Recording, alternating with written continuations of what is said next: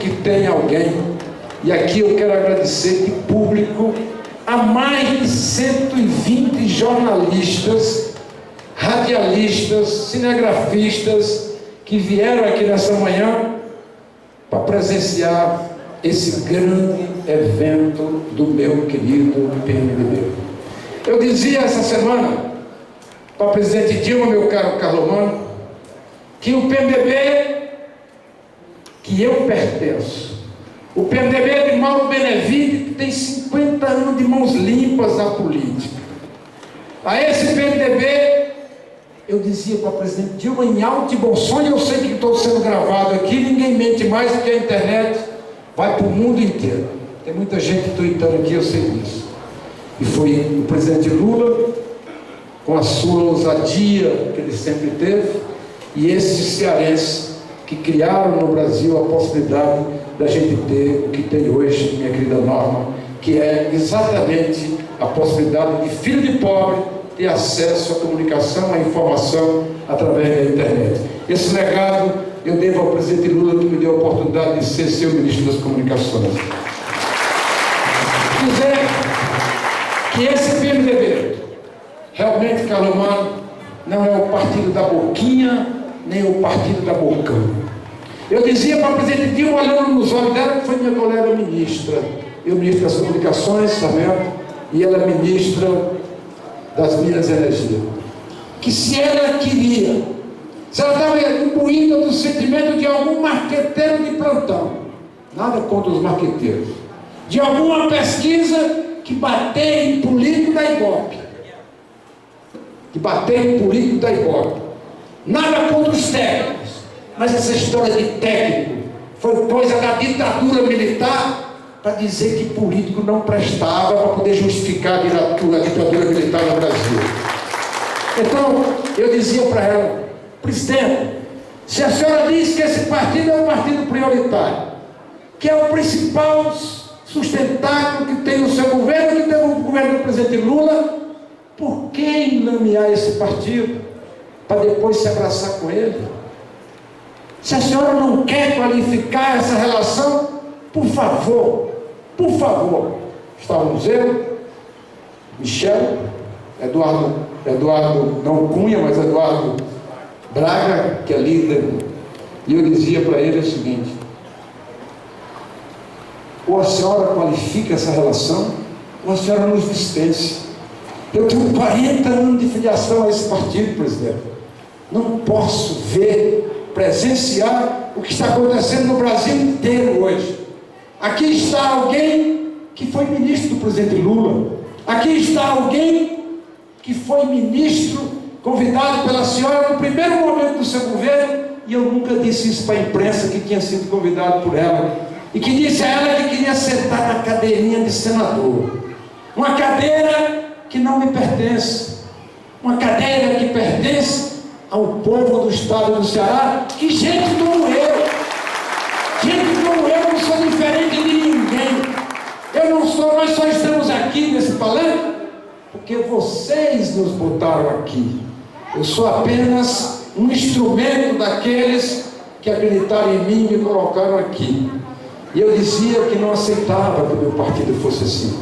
E estava falando alguém que da segunda vez foi 5 vezes, vocês imaginam, 5 vezes convidado pelo presidente da República para fazer um papel que tem sido a minha luta. O Banco do Nordeste é subordinado ao Ministério da Integração. Meu Deus do céu, fui eu que fiz a primeira lei, chamada Lei Eunice Oliveira, para beneficiar milhares de agricultores sofridos desse Ceará e desse Nordeste. Foi lá no Tauá, Ana Paula, foi lá no Tauá, que subia um cidadão tremendo, Daniel, e dizia ali que ele estava desesperado. Na terra dele, alguém foi criado pelo bisavô, depois pelo avô, pelo pai, e agora os filhos, e ele estava sendo chamado pela imprensa, pelos rádios, para ser exatamente alguém que tinha que representar a malandragem. Imagina isso, um homem do campo, sofrido, de mão calejada, ser dali humilhado, e dali eu saí, como vou sair daqui hoje, cheio de energia, meu caro João Jair. Para quê? Para fazer um papel que era de defender esses homens e essas mulheres do campo. Então a vida tem me dado essas oportunidades, o meu partido, o PMDB, tem me dado essas oportunidades. E a presidente Dilma olhava para mim e dizia: eu quero 4 nomes, eu vou fazer o que precisa ser feito. Se você me der agora os 2 nomes, eu vou nomear os 2 ministros. Presidenta Dilma, com todo o carinho que eu tenho pela senhora, com todo o respeito que eu tenho pela senhora, eu não tenho condições políticas de fazer a qualificação que nós falávamos há pouco do PMDB nessa relação. Eu não tenho condições de política de fazer isso, porque Deus me deu a oportunidade de entrar na política sem precisar da política, de estar há 15 anos na vida pública e fazer agora a lei da ficha limpa, para que aqueles que roubam dinheiro público não entrem na política nessas eleições.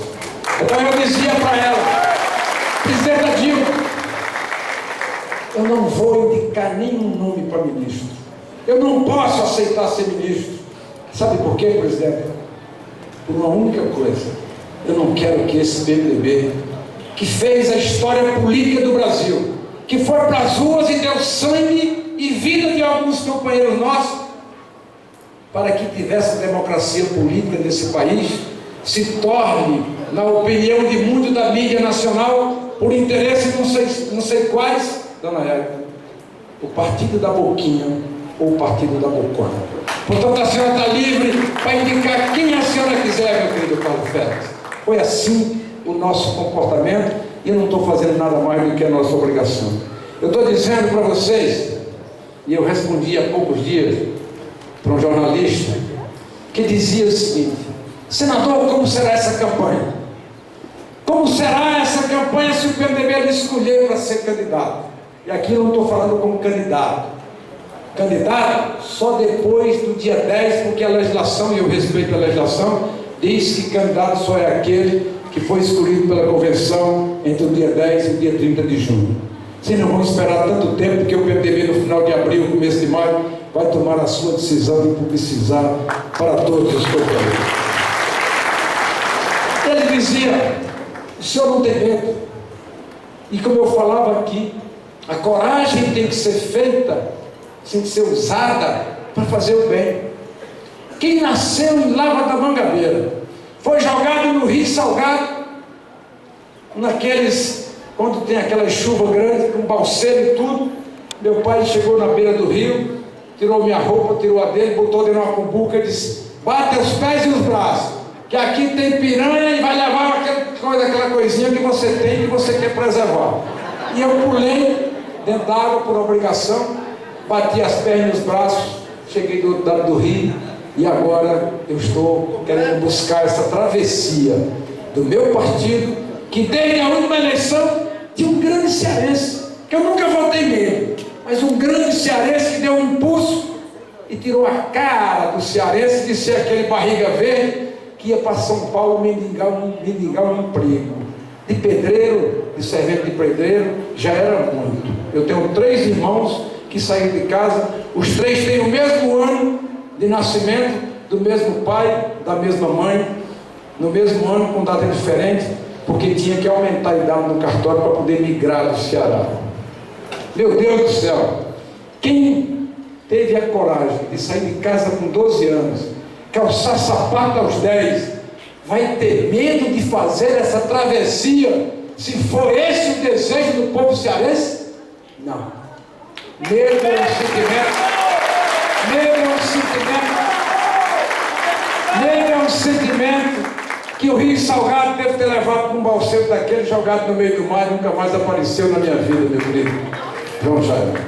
Quero dizer a vocês que esse 10º encontro do PMDB, 140 municípios já participaram dessa importante discussão de um partido político. A vocês sempre, sempre a minha gratidão. Sem vocês, eu não teria feito a lei da ficha limpa. Eu não tinha tido essa oportunidade de ser senador, não tinha feito a lei da ficha limpa. Sem vocês, eu não podia ter olhado para o presidente Dilma e ter dito: presidente Dilma, vem um orçamento impositivo e está ali alguém que trabalhou muito por isso, o senador Mauro Benevides, deputado Ângelo Mauro Benevides.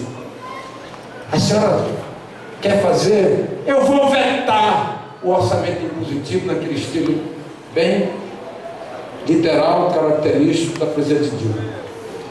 Presidente, a senhora não pode vetar. Eu tenho uma solução. Nós vamos pegar todo esse dinheiro, tirar 50% dele e vamos botar na saúde pública. São 4 bilhões de reais por ano. Mas eu não posso aceitar que um município pobre como Croatá participe com 15% da saúde pública do seu orçamento e a União, que é a mãe rica, a rainha, participe apenas com 11%. Eu boto os 4 bilhões e a senhora bota a contrapartida de mais 4, nós vamos botar 8 bilhões na saúde pública do Brasil a partir de janeiro desse ano. Ela olhou para mim naquele jeito dela, reunião de líderes, e disse com todas as letras: eu não acredito. Eu não acredito que o Congresso Nacional vai me dar essa oportunidade. Digo, eu quero a garantia dos 4. Se a senhora disser que dá os 4, eu garanto os outros. Se eu não garantir os outros, a senhora não dá nada. E a emenda à Constituição, que precisa de quórum qualificado, o Carlos Romano é deputado, o Daniel é deputado, Jaziel, tantos outros aqui, João Jaime, Perguari, Silvana, sabem disso, que é preciso de quórum qualificado para mudar a Constituição. Mas é preciso coragem para fazer. Foi para dentro do Congresso, em 30 dias. Nós estávamos com a PEC, que é a alteração da Constituição, aprovada, e a saúde pública está recebendo 8 bilhões de reais, porque vocês me botaram aqui nesse palanque para defender os interesses do Ceará. Não foi diferente.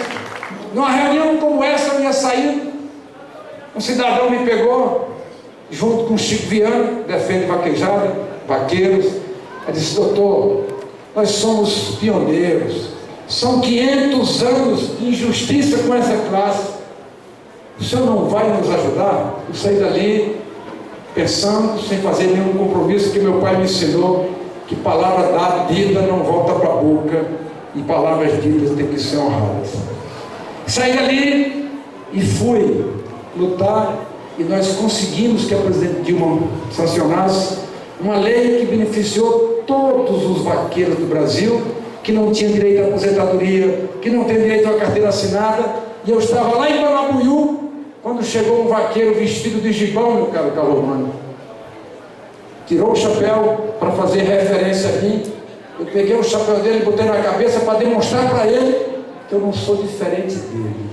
Sou apenas um instrumento que ele escolheu para fazer um papel na defesa dos interesses dos cearenses, dos brasileiros.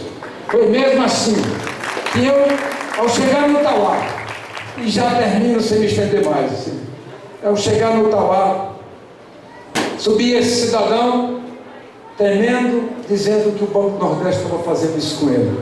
Eu fiz a primeira lei, Eunice Oliveira, seca novamente. O Banco do Nordeste fazendo o mesmo papel e ainda está fazendo em alguns lugares. Ainda está fazendo em alguns lugares, e eu quero tomar conhecimento para levar para Dilma, para a presidente Dilma, porque na última reunião com o presidente do Banco do Nordeste, ele disse que esse assunto estava resolvido e deu a palavra dele para a presidente Dilma na minha frente.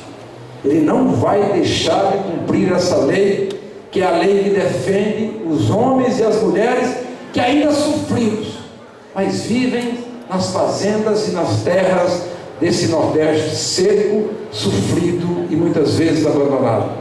Foi exatamente por isso, por vocês terem me botado aqui, que numa reunião com os taxistas, meu Deus do céu, quem chega em qualquer lugar, em qualquer cidade, a primeira coisa que se ele não tiver um carro é pegar um táxi. Esses homens que prestavam serviço ao Brasil com dignidade, ou essas mulheres, quando morria, pagava um carro, comprava em 60 prestações, com 30 prestações pagas, ele morria, o carro não valia as outras 30. vinha o Estado ou a Prefeitura e tomava o direito de uso dessa placa. O presidente Lula, mal informado, vetou 2 vezes, a presidente Dilma vetou 1. Eu fui a presidente Dilma, tive uma conversa com ela, porque eu só quero que a senhora autorize aqui a AGU para fazer comigo a redação que seja possível. E com isso, 600 mil famílias de taxistas hoje têm direito à sua placa como herança de família, porque vocês me colocaram aqui para defender os interesses das pessoas.